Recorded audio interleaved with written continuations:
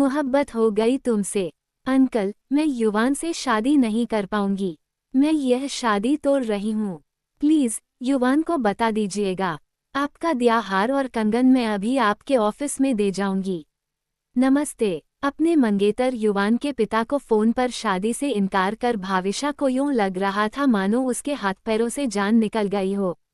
अतीव घबराहट से उसके हाथ पैर कांप रहे थे। दिल डूबा जा रहा था। वहीं दूसरी ओर उसे राहत का एहसास भी हो रहा था। सब्सक्राइब। ऑडियो, कहानी, beauty, film, food, health, reader problem, society, lifestyle, romantic story, मोहब्बत हो गई तुमसे। रेनू गुप्ता, मार्च 2, 2025। Romantic story. अंकल, मैं युवान से शादी नहीं कर पाऊंगी। मैं यह शादी तोड़ रही हूँ। प्लीज युवान को बता दीजिएगा। आपका दिया हार और कंगन मैं अभी आपके ऑफिस में दे जाऊंगी। नमस्ते। अपने मंगेतर युवान के पिता को फोन पर शादी से इनकार कर भाविशा को यूं लग रहा था मानो उसके हाथ पैरों से जान निकल गई हो। अतीव घबराहट से उसके हाथ पैर कांप रहे थे। दिल डूबा जा रहा था। वहीं दूसरी ओर उसे राहत का एहसास भी हो रहा था। इन मिश्रित एहसासों में डूबती उतराती भाविशा फोन काटकर बेड पर धम्म से बैठ गई। अनायास आंखों के सामने युवान का चेहरा कौंध आया। उसके हृदय में जैसे शूल चुभा। युवान, उसका सबसे प्यारा, अंतरंग दोस्त, प्रेमी, उसने उसे क्या समझ और उसकी असली फितरत क्या निकली। अनायास उसे खुशनुमा अतीत की रोशन यादों ने अपने आगोश में समेट लिया। युवान से भाविशा की पहली मुलाकात उसकी दिल्ली यूनिवर्सिटी के वार्षिक फ्लावर शो में हुई थी। उसे आज भी अच्छी तरह याद है। वह उन दिनों एमए प्रीवियस में थी और युवान एमए फाइनल में। उस दिन भाविशा ने एक सफ़ेद रंग की लॉन्ग स्कर्ट और टॉप पहना हुआ था। सफ़ेद रंग उसका पसंदीदा रंग था। वो एक जूही के पौधे के पास जाकर पोज दे रही थी और उसकी सहेली उसका फोटो खींच रही थी। भाविशा एक तीखे नैननक्श की गोरी चिट्टी बेहद खूबसूरत युवती थी। सहेली ने उसके कुछ फोटो खींचे ही थे कि उसने देखा, एक बांका सजीला नौजवान उसके पास आकर पौधे पर खिलते जूही के फूलों की सुंदर पृष्ठभूमि में सेल्फी लेने लगा। उसे अपने पास यूं फोटो लेते देख भाविशा चिन्हुक कर मुंह बनाते हुए वहां से हट गई। उसे यूं दूर जाते देख वह मुस्कुराते हुए उससे बोला, ओ मिस बेला, जूही कहाँ चली? अपना इंट्रोडक्शन तो देती जाए। बाय द वे मैं युवान, एमए फाइनल में। के कानों में वही चिरपरिचित आवाज पड़ी, मिस बेला जूही, आप मुझसे यूं इतना दूर दूर क्यों भागती हैं? भाई मैं कोई सड़क छाप शोहदा तो नहीं जो आप मुझे देखते ही अपना रास्ता बदल लेती हैं। हम दोनों एक ही डिपार्टमेंट में हैं। मैं बस आपसे दोस्ती करना चाहता हूँ, just pure friendship. That's it. उस दिन उसकी बातचीत के शिष्ट और नर्म लहजे ने आखिरकार भाविशा के मन में जगह बना ही ली और दोनों दोस्त बन गए। वे दोनों यूनिवर्सिटी में कक्षा के बाहर हमेशा साथ साथ देखे जाते। वक्त के साथ आहिस्ता आहिस्ता दोनों के मन में प्रेम की अगन जलने लगी। महज दोस्ती से शुरू हुआ उनका सफ़र कई पड़ावों को पार कर प्रेम के मुकाम तक पहुंच गया। दोनों जिंदगी का सफ़र साथ साथ बिताने के ख्वाब देखने लगे। उन दोनों की माइक्रोबायोलॉजी में एमएससी पूरी हो गई थी। दोनों की जॉब प्राइवेट सेक्टर में लग गई। अब उनके सपने पूरे करने का वक्त आ गया था। भाविशा ने अपने माता पिता को युवान के माता पिता से शादी की बात करने के लिए भेजा। जहां युवान के पिता एक धनाढ्य उद्योगपति थे, वहीं भाविशा के पिता एक निजी प्रतिष्ठान में छोटे पद पर कार्यरत थे। वे महज एक सुपरवाइजर थे। अपनी सीमित बंधी बंधाई तनख्वाह में उन्होंने बड़ी मुश्किल से अपने 2 बच्चों को पाला पोसा था, उन्हें उच्च शिक्षा दिलाई थी। युवान के घर का ड्राइंग रूम एक रंगारंग प्रदर्शनी से कम न था। विशालकाय हॉल में 3 शानदार गद्देदार मखमली सोफे रखे थे। फर्श पर गुदगुदा कालीन बिछा था। दीवारों पर कई आदमकद पेंटिंग्स उनकी शोभा बढ़ा रही थीं। हर कोने में मध्यम रंगीन रोशनी बिखेरते लैंप थे। सीलिंग से बड़े बड़े कलात्मक गढ़ाई वाले फानूस लटक रहे थे। ऐसे जबरदस्त ड्राइंग रूम में सस्ती सी सिंथेटिक साड़ी और पैंट शर्ट पहने भाविशा के माता पिता बेहद असहज महसूस कर रहे थे। सोच रहे थे, बेटी की जिद पर यहाँ आ तो गए, लेकिन इतने धनाढ्य घर के कुलदीपक से अपनी बेटी के रिश्ते की बात किस दम पर चलाएं? उनकी तुलना में तो वे कुछ भी नहीं। उनके पास मात्र उनकी नाजों से पली लाखों में एक खूबसूरत लाडली थी, लेकिन इस वैभव और आडंबर के बीच क्या उनकी कनक छड़ी सी हीरे की कनी बिटिया अपनी पहचान बनाए रख पाएगी? उन्होंने कितने जतन से उसे पढ़ाया लिखाया था, क्या उसकी पढ़ाई लिखाई, उसकी अस्मिता की कद्र उस सोने के संसार में हो पाएगी? वे दोनों इन विचारों के सैलाब में डूबते उतरते हुए ख्याल मग्न थे कि तभी युवान के माता पिता बेटे के साथ वहां आ गए।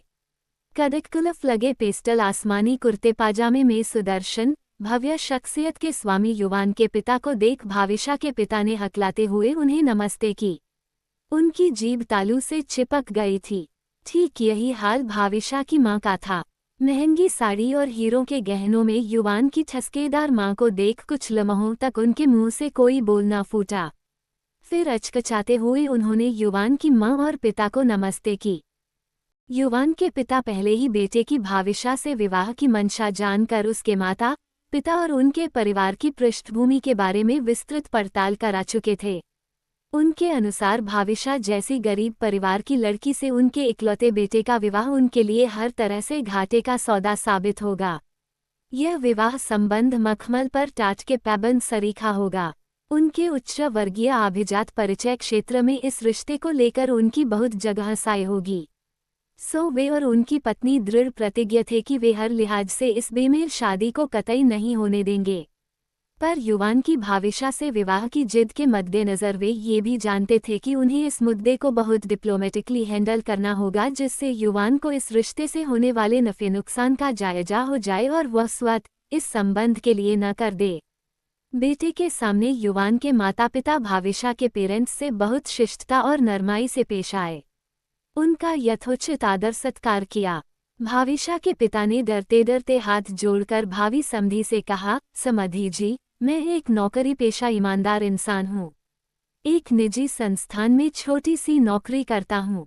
किसी तरह पेट काट कर मैंने दोनों बच्चों को उच्च शिक्षा दिलाई है। मेरी बेटी यूनिवर्सिटी की गोल्ड मेडलिस्ट है। उसके शील स्वभाव और शिक्षा संस्कार के अलावा आपको और कुछ न दे पाऊंगा। यदि आपको इससे ज्यादा की अपेक्षा हो तो मुझे माफ कीजिएगा। नहीं समधी जी, देख ही रहे हैं, कुदरत का दिया मेरे पास सब कुछ है। मुझे आपसे कुछ भी नहीं चाहिए आपकी गुणी बेटी के अलावा। हम अगले संडे आपके घर आते हैं बिटिया से मिलने।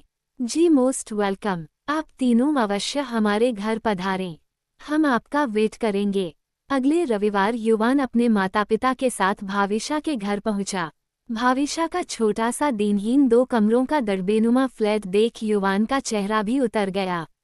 उसने सपने में भी नहीं सोचा था भाविशा का घर इतना फटेहाल होगा। उसके ड्राइंग रूम में महज बेड की 3 कुर्सियां रखी थीं और एक लकड़ी की सस्ती सी चादर से ढका दीवान रखा था। उसके घर की बदहाली देख युवान सोच रहा था, ये वह कहाँ फंस गया। उसे ताउम्र इस कंगाली के ग्रहण लगे घर में आना होगा। अलबत्ता अपनी प्रेयसी भाविशा को देख उसके मन को तनिक सुकून अवश्य मिला। उसकी माँ श्यामवर्णी स्थूलकाया महिला थी। नैननक्ष भी साधारण थे। उसकी बहन भी हूबहू माँ जैसी थी। उन दोनों के सामने उसका भोर का उजास फैलाता नाजुक कलीसा नमकीन रूप सौंदर्या देख उसने अपने मन को समझाया, बड़ी भाविशा का घर जैसा भी हो वह तो लाखों में एक है न। जो भी उसे देखेगा उससे रश्क किए बिना न रहेगा। उसे जिंदगी तो उसके साथ बितानी है। उसके घर से उसे क्या लेना देना। भाविशा के माता पिता ने अपनी हैसियत से बढ़कर उनका स्वागत सत्कार किया। घर के बने व्यंजन परोसे, लेकिन उनके घर के सस्ते कप और प्लेटें देख तीनों आगंतुकों का मूड बदमजा हो गया। युवान की मां ने मलानमुख भाविशा को जगमग हीरे जड़े कंगन और हीरों का हार पहनाकर उसका रोका कर दिया। तीनों ही भाविशा के घर से अंतर्मन में चल रहे द्वंद्व में डूबे लौटे। जहां युवान के मन की मायूसी के बादल प्रिया के मासूम भोलभाले खूबसूरत चेहरे को देख कुछ हद तक छंट गए थे, वहीं उसकी मां और पिता का इस शादी को किसी भी हालत में नहीं होने देने का संकल्प दृढ़ हो गया था। भाविशा बेशक नायाब हीरा थी, लेकिन उसकी कंगाल पृष्ठभूमि उनके समाज में खासी जगह साई की वजह बनेगी जो वह हरगिज नहीं होने देंगे।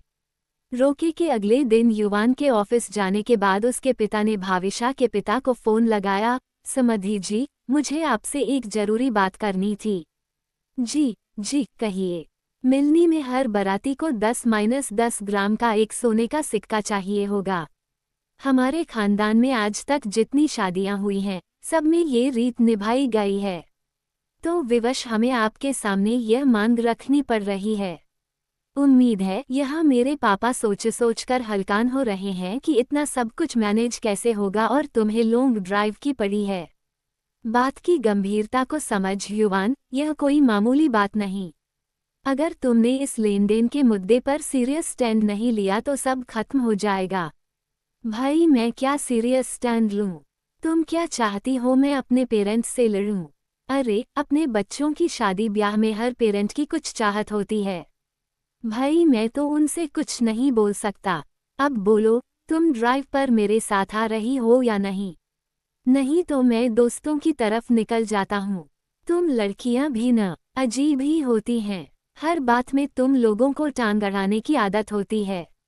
अरे बड़े लोग इस समस्या का कुछ न कुछ तोड़ निकाल ही लेंगे, इतनी टेंशन की क्या बात है। चल यार, तो तुम इस मसले पर उनसे कुछ नहीं बोलोगे? ये तुम्हारा फाइनल डिसीजन है। इस बार भाविशा ने युवान को आग्नेय नेत्रों से घूर फिर उससे पूछा, हाँ तो अब बताए। भाविशा और अभिजीत पिछले 5 वर्षों से साथ साथ काम कर रहे थे। उस नाते दोनों में आपसी अच्छी ट्यूनिंग थी। अभिजीत को भाविशा और युवान के प्रेम प्रसंग के बारे में अच्छी तरह पता था। भाविशा ने अभिजीत के बहुत आग्रह करने पर उसे पूरा घटनाक्रम विस्तार से बताया, जिसके जवाब में उसने उससे कहा, आपने बिल्कुल सही निर्णय लिया। आपको ऐसी डिमांड वाले लालची लोगों में अपना रिश्ता कतई नहीं करना चाहिए। आप ठीक कह रहे हैं अभिजीत, मेरा भी यही मानना है। मैं खुद भी ऐसे इंसान से शादी नहीं करना चाहती जो मेरी परेशानी को न समझे। बिल्कुल, अभी आप घर जाकर रेस्ट करिए, आप नॉर्मल नहीं लग रही। अपने घर पहुंच भाविशा ने पहला काम जो किया वह था युवान के पिता को फोन कर उन्हें शादी के लिए इनकार करना। ये काम करके भाविशा बैठी ही थी कि उसके पिता ने उससे कहा, ये तूने क्या किया बिटिया? शादी तोड़ दी? अरे बेटा, इतनी जल्दी क्या थी? मैं तो सोच रहा था अपना मकान बैंक के पास गिरवी रख उनसे लोन ले लेता, कुछ न कुछ इंतजाम हो ही जाता। पिता के आर्द्र स्वर को सुन भाविशा अतीत से वर्तमान में वापस आए। मुझे एक स्पाइनलेस इंसान से शादी नहीं करनी। युवान ने मेरी कोई मदद नहीं की, मुझे टकासा जवाब दे दिया। मैंने फैसला कर लिया है पापा, यह शादी नहीं होगी। कहते हुए वह घोर मानसिक संताप से आंखों में उमड़ आए आंसुओं के समंदर को। हाँ चलो, आज अपने पास टाइम भी है। दोनों अभिजीत के घर पहुँचे। उसका घर देख भाविशा के चेहरे पर तनिक मायूसी के भाव आ गए। मेरा घर बहुत छोटा है भाविशा, शादी के बाद हमें इसी घर में रहना होगा।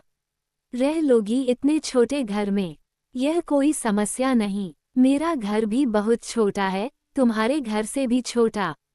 भाविशा की बात सुनकर अभिजीत के चेहरे पर राहत के भाव आ गए। ये देखकर भाविशा मुस्कुरा दी, अगर हम दोनों शादी करें तो हमारे बीच कुछ भी पर्दे में नहीं होना चाहिए। मैं रिश्तों में ट्रांसपेरेंसी में विश्वास करती हूँ। तुमने तो मेरे मुंह की बात छीन ली। बिल्कुल सही कहा तुमने। तभी अभिजीत के पेरेंट्स उनके ड्राइंग रूम में आ गए। अभिजीत ने भाविशा से उनका परिचय कराया। अभिजीत की मां ने उसे बड़ी गर्माहट से अपने से लगाकर आशीर्वाद दिया। उसके पिता ने भी उसे आशीर्वाद दिया। तभी उसकी मां ने अभिजीत से कहा, बेटा जा अपनी दादी और चाचा चाची को बुला ला। दादी और चाचा चाची को उसके आने की खबर लग गई थी। चाची उनके लिए गर्म हलवा लेकर आई। सबसे पहले दादी ने भाविशा की बलैया लेते हुए उसका मुंह मीठा कराया और फिर उसे अपने गले से लगाकर आशीर्वाद दिया।